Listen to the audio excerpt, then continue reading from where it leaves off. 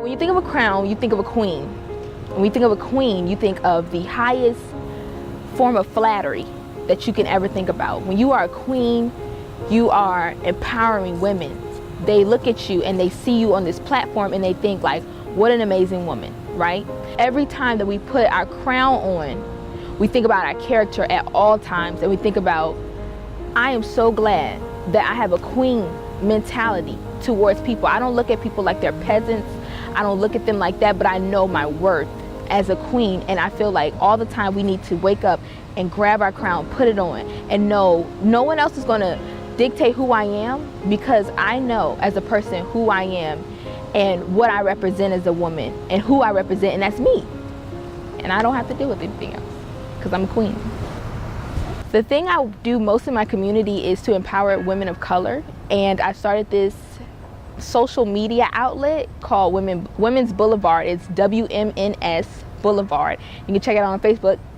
And when I started this, I encountered a lot of women of color, mostly, who were going through self-esteem issues, as far as like society telling them that they're not like the norm, so they have to conform to this.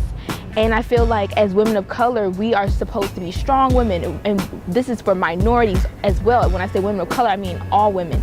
And I feel like so many times we are belittled, and people can be very demeaning to us that we can't be ourselves. And I feel like I want to change this, and if I want to change something, I have to initiate a change. So I started Women's Boulevard.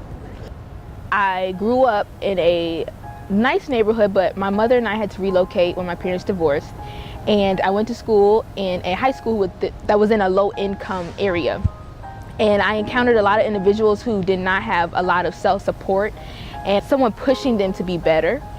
And I found myself always like meeting with them throughout classes, throughout lunch breaks, things like that, to talk to them, and they would come back to me and they would thank me, but honestly it was me who was thankful for them, because they showed me my passion in life. They showed me my drive to talk with them, to counsel, to be there, be attentive, to comfort them and to console them, and to tell them that the world, won't weigh you down.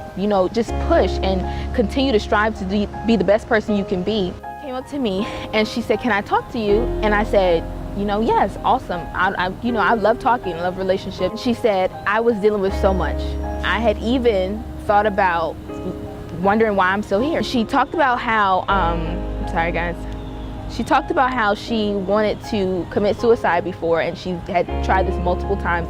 And my first question to her was, have you talked to someone first to make sure she was okay? And she said yes. But she said, you actually pushed me to let this next day be a better day. And that's all that I wanted to do in life, is just for one person to hear me.